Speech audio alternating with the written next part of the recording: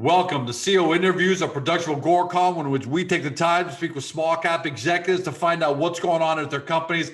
With us today, happy to have him back, Laurent Benezra. He's president CEO of Intema Solutions, trades on the venture exchange under the stock symbol ITM. For those new to the story, and that is going to be a lot of you because Intema is in a bit of a holding pattern here. They're on a stock halt while they're completing a major acquisition. What are they doing? They're an emerging esports and iGaming company that's creating an esports adventure like no other, where they're creating the world's foremost esports and iGaming ecosystem. They're bringing it all together. Why is that? The global online gambling market could potentially hit $1 trillion by the end of this decade. And that's for two simple reasons: the growth in the number of people online and the number of countries and jurisdictions that are legalizing gambling because they want that tax revenue, including what we're going to talk about, Bill C-218 in Canada. It's happening here as well. Esports, on the other hand, was already the fastest growing subsector of digital entertainment, and COVID-19 has only accelerated that. They've got the biggest brands, tournament prizes, online audiences in the world. But despite the vast amount of viewers, esports is still dramatically under-monetized relative to traditional sports. Intema believes wagering will play a major role in helping monetize this ever-evolving platform. And more than just lip service, I'm just going to say this quickly, the LOI to acquire Loot.bet, which is world-leading esports betting platform, $92 million in total bets in 2020, 450,000 registered users, $4.8 million in revenue, and a whole bunch of other stuff that we're going to talk about today. Laurent, welcome back. Well, thank you very much, George. It's always a pleasure to be back. Sorry I didn't come back sooner. We've been really, really busy over the summer. Well, that's what we're here to talk about because you've definitely been busy. We're going to cover we're going to cover three things today. The first one, which is obviously the biggest part of the company, is progress on your Loot.bet acquisition, because that's it's so big and it's so important that that's the reason for the halt, so you guys can get it done. Tell us a little bit, for everyone at home, a little bit about Loot.bet, because there are new people watching, why it's such a great acquisition, and then where's the progress at in terms of finalizing everything. Well, thank you very much. So Loot.bet is the leading esports gaming platform in the world. We're talking about $93 million in total handle for last year, talking about $4.8 million in net gaming revenue, over 450,000 registered users, over 2 million in a database that have to be activated. Loot.bet owns the IP. It's a proprietary platform. Right now, they're licensed out of Curacao, which is a good license to have. What we've been working on, and this is the important and exciting part, is that we're going towards the Isle of Man license. The Isle of Man license will open up most of the jurisdictions for betting. We're going to be attacking South America, Latin America, and North America through, and I think you touched upon it a little bit with Bill C-218. North America is starting to really pick up in letting people bet, and single sports betting is very, very important. So we've been really, really busy, actually, and the Loot.bet acquisition is going very, very well. We're finishing the due diligence as we speak. The financing is doing very, very well also. So look, we're just meeting all the TSXV requirements that they asked us. Once that's done, it's going to be off to the races, and we really believe with the competitors that have come out that we are at the top of the game right now. And this is just an example of Intema's already adding value, because Loot.bet has Curacao, which is fine, but you guys want to step it up to the Isle of Man license, and that comes from the expertise and people around Intema. Let me ask you a question. Why not Malta? I always thought Malta was that go-to. Very good question. Malta recently has become a gray area. They've become a gray zone. They've had a little bit of problems with privacy and data. So the licensing itself for Malta is not as robust as Isle of Man. So Isle of Man is let's call it the Bugatti or the Ferrari of licensing. Like I said, opens up all the territories that we need, the ones that where our partners are, where we can go in there and really dominate the market in esports and esports betting. We can't hold you to a timeline, we know, but is there ballpark ETA you have for when the Isle of Man license gets done and that wraps up the Loot.bet acquisition? Well, ballpark, I can easily say that in the next 2 months, we should be really progressing very fast. The thing with the Isle of Man, with any licensing, is that they have a very strict schedule. And their schedule for right now is November 9th. We have pushed, and we were lucky enough to be included in the November 9th hearing, if you'd like to call it that way. Once that's done, like I said, the sky's the limit. We really established the groundwork, and luckily we're halted right now, so it gives us a lot of time and a lot of patience to do everything that we need to do in the back end, so that when we do come out of the halt, we come out with a bang. And in the meantime, Loot.bet isn't just sitting around. They just announced a major partnership with PandaScore to expand esports odds. So now you've got the largest esports betting book combined with the leading data and odds provider. How does that make, because not a lot of people understand the space for obvious reasons. It's new and it's growing. How does that make Loot.bet an even better platform? So it's all about increasing the betting, right? PandaScore comes with a technology, an artificial intelligence technology that lets you do pre-match, in-match, and after-match betting. The offering is always important. When you're talking about video games, which is esports in itself, you want to offer the most to every single client. But at the same time, and this is the important thing, you want to increase trust. You want to make sure that when a user comes in and wants to bet on any one of your sports that you're offering, you have trusted lines and the best lines that are available for the users. PandaScore does that for us.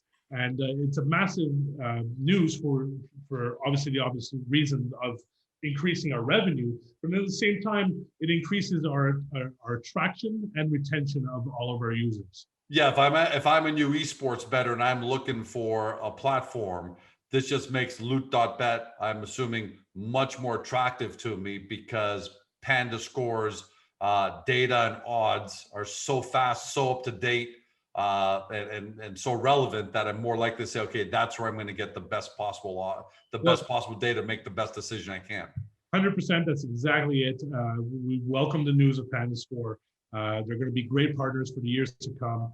And for Loot.bet, as we expand into other territories, it's going to make it easier expansion and easier transition when we go into territories. Like you said, esports is new. So we have to teach and we have to show that we have the best platform, which we do. And if it was just Loot.bet and we ended it there, we could say, all right, Laurent, great interview, great update. Can't wait for Loot.bet to be done and trade resuming. But you're not sitting on your heels either. You've announced an LOI to acquire Team BH Esports. And what I love about this is, I'm going to read it here. As of May, their influence had a combined 8.8 million followers across the three main social media platforms. And that makes them the second most followed esports brand based out of Canada. So talk to us about, and on Fortnite, they're really strong too. They got about 775,000 followers for their Fortnite platform as well. Why that acquisition and how is that looking? The acquisition is looking great. The acquisition makes sense in the fact that we're building an ecosystem. Everything that we're doing is to get the user to get through our platforms. And so for Team BH, which is the Bloodhound team, the second largest in Canada, their whole mandate is to keep increasing their followers, but at the same time, to engage the followers with our tournament platform, HypeX. And HypeX plays a massive role in introducing esports to the masses. And as we roll through HypeX, we're going to go to Loot.bet. Think of the casual gamer. The casual gamer understands video games, but doesn't really understand how to bet on video games. That's why the tournament platform, HypeX, that we bought in February, was a major key as introduction to the users. And Team BH, the Bloodhound team, will be feeding with their followers into the tournament platform. And that's the value proposition, right? Because there are a lot of organizations out there. Some own an esports team, some own esports betting platforms. What you're looking to do is just create this ecosystem where you're socializing about esports team, and in that you can also bring in betting to make that social. And your belief, and I can't say I disagree with it, is that when you combine the two, engagement just goes up by several multiples. And haven't we seen that, Laurent, in the past when fantasy sports and things like that started being introduced? They said that NFL viewership went through the roof because suddenly, if Georgia's had even $1 on the game in a fantasy pool, just $1, I was more likely to say, okay, I'm going to watch the Dallas Cowboys today because if they win, I'm going to win my fantasy pool or something like that. Are you guys taking that kind of proven model and bringing that to the esports and iGaming world? 100%. That's exactly what we've thought of. That's exactly the thought leadership at Intema has been working on that scenario from the beginning by building pieces, by making moves and acquisitions, not necessarily in the order that you would think. Obviously, Loot.bet being in May was the last piece that had to fall. But for us, it's exactly that. If you're betting on it, you're going to watch it. And it's going to increase engagement. But more importantly, like I said, with the tournament platform HypeX, you're betting on yourself, because the difference between NFL and playing Fortnite is that you and I are not going to be playing NFL anytime soon. Or at Speak least for yourself. Well, exactly, unless you're unless you get drafted by the Dallas Cowboys. But Fortnite is something that we can pick up, and with enough passion and a good community, which is what we're building a community here, then you can go and you can start talking about it, being more engaged, and that leads to obviously monetization in the terms of revenue. Third-party validation is something that we talk about a lot on AgoraCom, because at the end of the day, anybody watching or listening to this will say, okay, these sound really great. Loot.bet sounds like a great acquisition.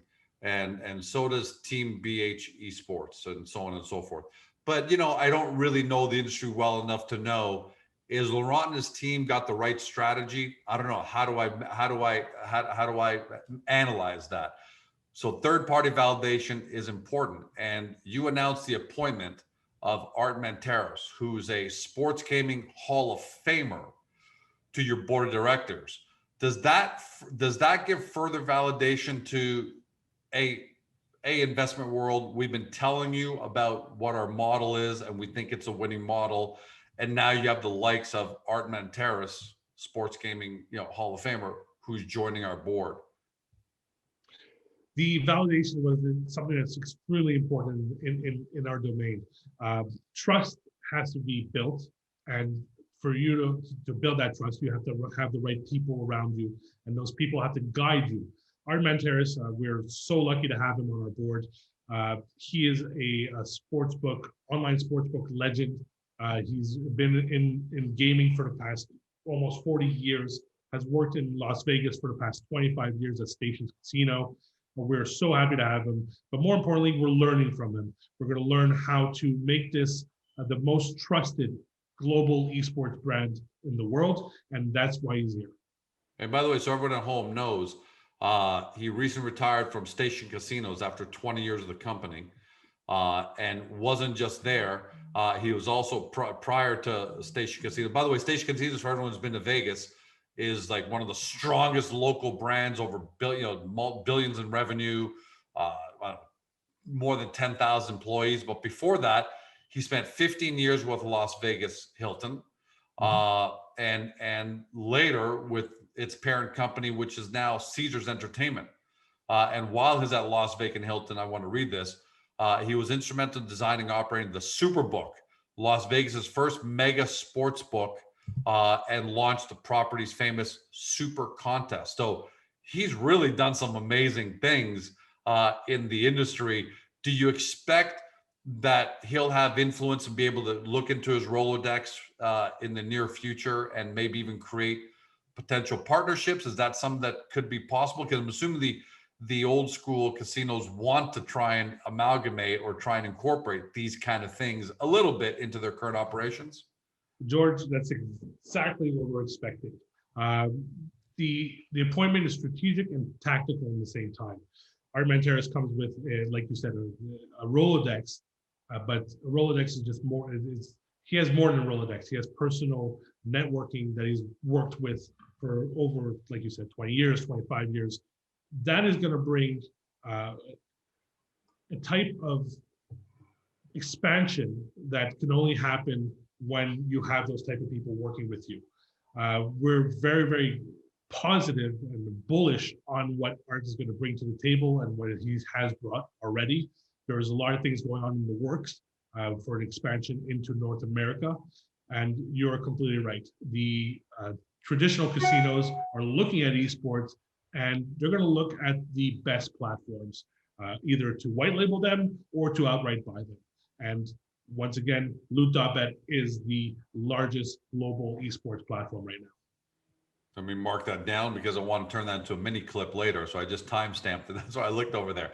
And finally, let's come back to Canada. So it's amazing. We've gone from, a Curacao to Isle of Man into the U.S. talking about the art there. Let's talk about Bill C-218 quickly. That's the Canadian bill that's going to allow for single event sports betting and so on and so forth. Obviously, it's gonna have an impact on Intema because it opens up another market.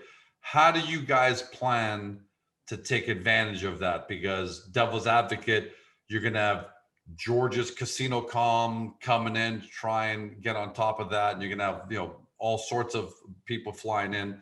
How do you guys plan to differentiate yourselves and maybe take advantage of this new market in Canada? Excellent question. The correct answer is that we are an esports gaming platform. The other platforms are all traditional sports, and that's where we differentiate ourselves. We are in a niche market that's just starting to get hot, that's just starting to grow. We're going to bring it to Canada. The Isle of Man license has a memorandum of understanding with the Ontario license. Okay. So that's going to help our process to expand into Canada. This is our home market. All of our networks, investors, people that are around us, they've been in gaming for over 45 years, almost 50 years. So we're going to be taking that network and we're going to be expanding into Canada also. And we're going to make sure that our home game is going to be the strongest it could possibly be. Last question to you. How do you feel about the overall progress of Intema and all its business assets? What's your level of confidence as 2021 has progressed here? And how do you feel about the outlook over the next 12 months, let alone the next 36 months as iGaming only gets bigger and bigger? Oh, our progress has been, and it's funny because since we've been halted, it gives us time and patience to really do what we have to do in the back end so that when we do get unhalted, we can come out, like I said, with a bang. But not only that, we can show the world that every piece that we've acquired, that we've put in place, works together so that when we do finish 2021, our net gaming revenue is going to be stellar. Our corporate revenue is going to be stellar. All of our companies are working together, but 2022 is really going to be the year where we shine. Once everything's integrated, once our licenses are up and running, and once our followers that we've acquired and are keeping acquiring go through the process and go through our ecosystem, we're going to be the largest global esports brand in terms of gaming. Wow. That's quite the statement, Laurent. And you don't say it lightly. So can't wait to see it all come to fruition. There's no doubt that iGaming is expanding around the world. Like we said, just look what's going on in Ontario. That's happening everywhere. And, Agoracom's been a massive believer in esports since 2016. People thought we were insane back then when we said, there's going to be an industry created out of the professionalization of video games. And here we are. And here you guys are intersecting both with a tournament platform bolted on as well and social media bolted on. So you're creating this ecosystem. Can't wait to see it. Thanks for joining us to give us this update, and we'll have you back soon. Thank you very much, George. Have a wonderful day. For everybody home, you've been watching or you've been listening by podcast on Spotify, Google, Apple, your favorite podcast platform. To Laurent Benezra, he's president CEO of Intema Solutions, trades on the venture exchange on the stock symbol ITM. Your job now, if you like the esports sector and or the iGaming sector and the combination of those under a tournament, with a tournament platform and social media wrapped around it and other things that we haven't talked about because we just couldn't fit them all in, then you've got to start your due diligence on Intema by doing two things. One, get to the company's profile in Agoracom because there's a lot going on there. So we break it down and give you a really good 10,000-foot overview to understand the big picture. And then either from there, or you can see right above the ront, get over to intema.ca to do your deep dive due diligence and see if you can put it all together. Thanks for joining us. Have an amazing day. See you next time. Hey guys, this video is over, but don't forget to help your company by liking it and even leaving a comment below. And then don't forget to help yourself by subscribing to our channel and never missing another great Agoracom small cap video.